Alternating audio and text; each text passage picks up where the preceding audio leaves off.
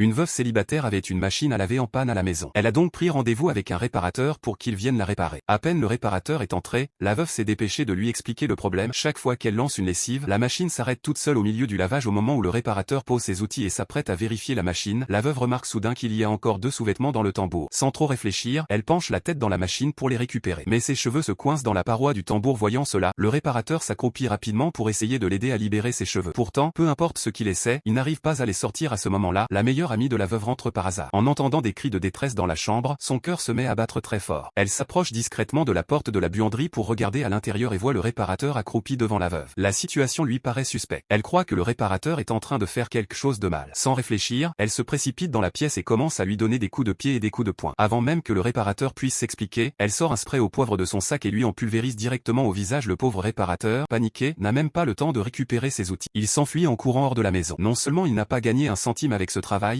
mais il a failli y laisser sa paumée. Le lendemain, il reçoit encore une mission pour réparer un circuit électrique. Cette fois, chez une femme patronne. Alors qu'il se glisse sous le bureau pour vérifier le problème, la patronne remarque un mouvement sous la table. Le réparateur, n'ayant pas d'autre choix, prend son courage et commence à expliquer la situation.